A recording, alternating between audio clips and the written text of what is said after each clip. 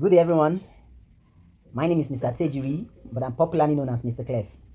All right, so there is something on my, nerves. Something I'm done with it. Like I just want to air my mind. You get it? And I hope that this meets you in good faith. That you take it that I'm trying to, that you understand that I'm trying to, see how the system can be improved. All right, see how the system can be improved. Before then, yeah, what I'm about to say is going to, inform you another aspect of my life. It's going to make you understand another aspect of my life, and that aspect is I'm actually a teacher. I know you know me to be a musician, a saxophonist, composer, vocalist, and all of that. But then, for now, I'm a teacher. All right, I'm a teacher, and I'm proud of it. All right. So yeah, I've taught in senior secondary school, junior secondary school, primary school, and also the nursery. So what I'm about to say is going to cut across. All right. Now, and why I'm doing this is because to me, it seems I've been teaching for some time now, like about more than 7 years now. All right. Now, to me, it seems as if teachers are already caged. They are, I don't know, they're already caged. You can't say these things, but I just want to say it, and I want you to understand, not throwing some insulting comments. Just understand. If you feel like I'm saying something that is contrary to your own opinion, maybe as a parent or as a teacher, you can as well politely let me know. Okay, beautiful. So let's start.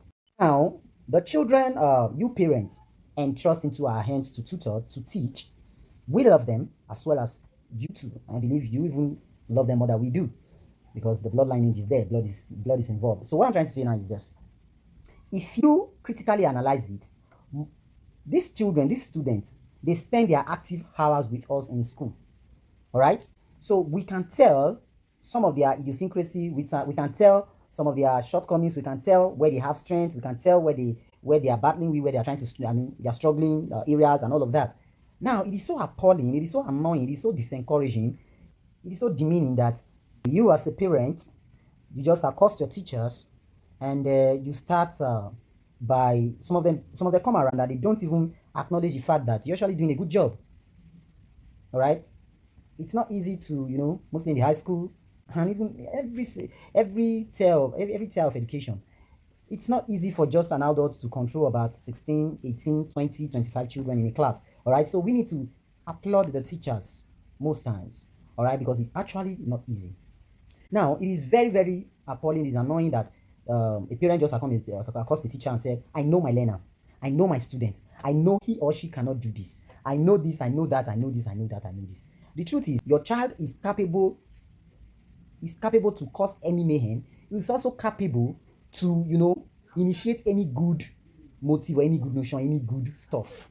So that idea of parents trying to come around telling you that I know my child, he can't do this, he can't do that, he can't do this. The truth is, most times when parents come to school to talk about these issues, it seems as if they are coming to attack the teacher and not to kind of, synergize on how they can, achieve a good result.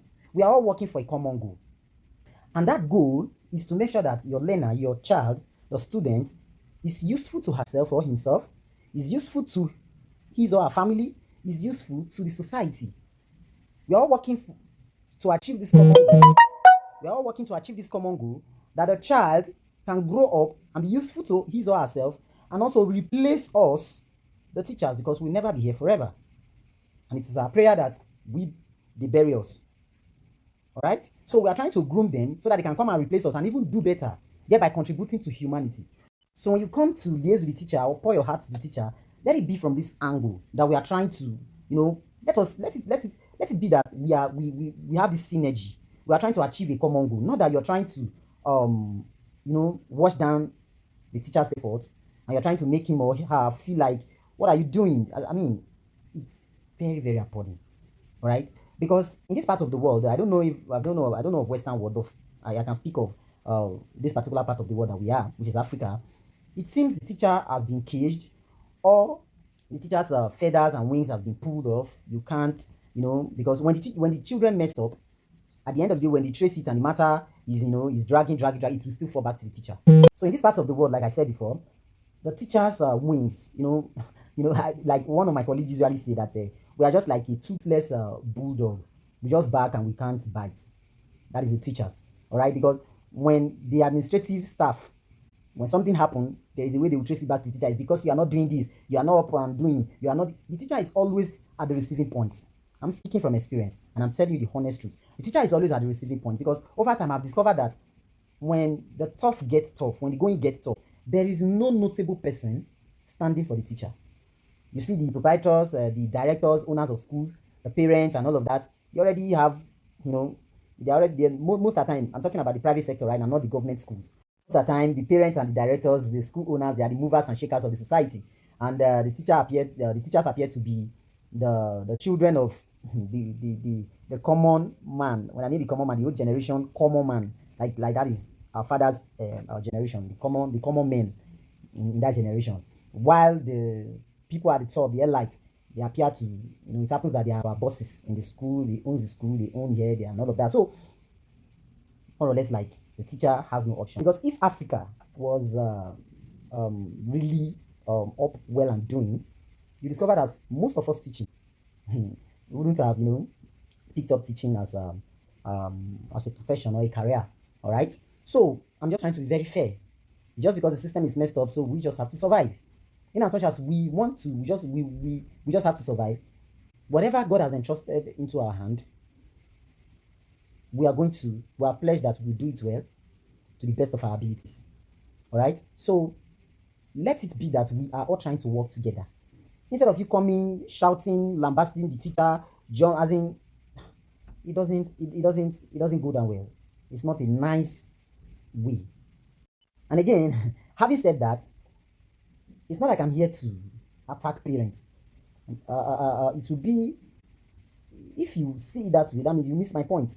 My point is because there are parents that will come around and say, you are the teacher, oh, take this.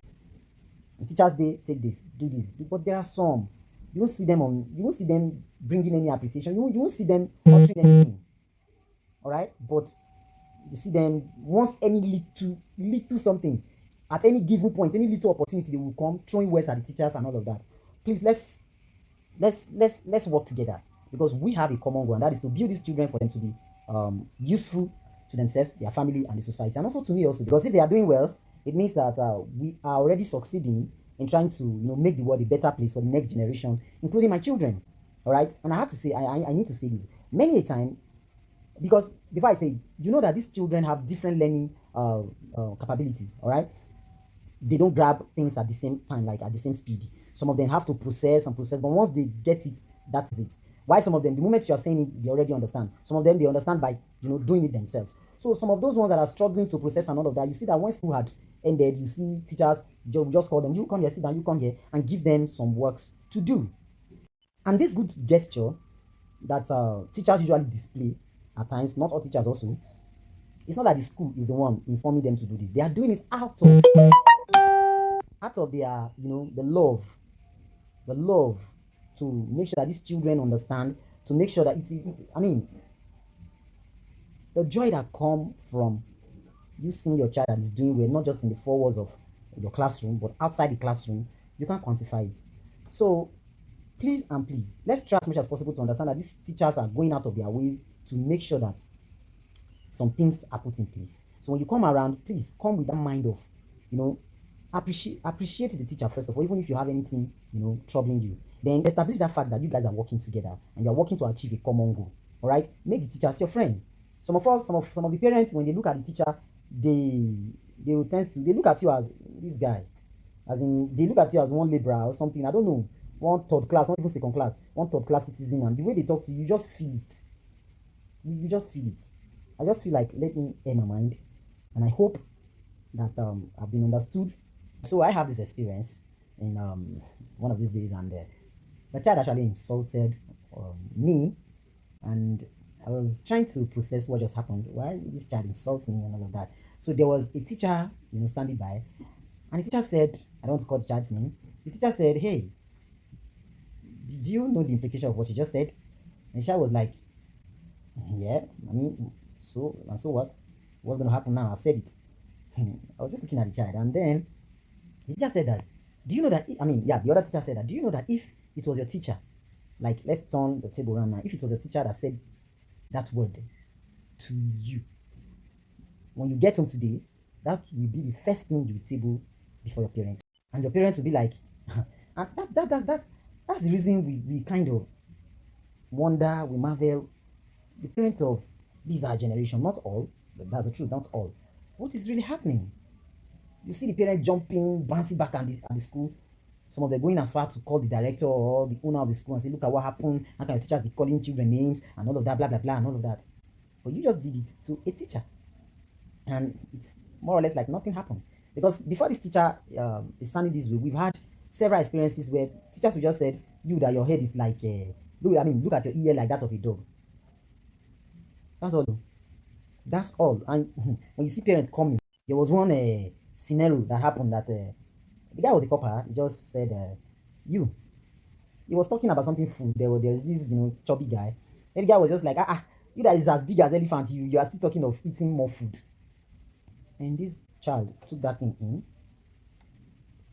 went straight to the house and informed the parents that this was what happened in the classroom today. And that was Thursday. Luckily for the copper, on Friday is their CDS. Yeah, CDS. On Friday is their CDS. It belong I passed that of NYC, so I've forgotten those stuff. So on Friday is their CDS. That Friday, the parent came furious, bashed into the school and were ready to commit, or as in they were ready to bring down heaven. I was like, God. At the end of the day, thank God for the director. She handled it amicably, and that was it. So when this thing happened, the teacher was just like, if it was your teacher that did this, I'm sure tomorrow morning your parents will be here. So what am I trying to say? It's not like I'm encouraging teachers to call children names. No, but let us try to cross-check. Let's do everything in moderation. Not that we are doing things as if we are fighting the teachers. We are not one. We are not working together as one to achieve a goal. I mean, and I must say this: you as a parent, when your child returns from school, because these days it's more or less like we're all chasing money, and it's true. I can't even me. I'm chasing money also. You get it? But let's try as much as possible we can to create that little schedule to tell the child, what did you learn in school today? It's not just math and English. Tell them in music, what did you learn? In CCA, what did you learn? In civic education, what did you learn?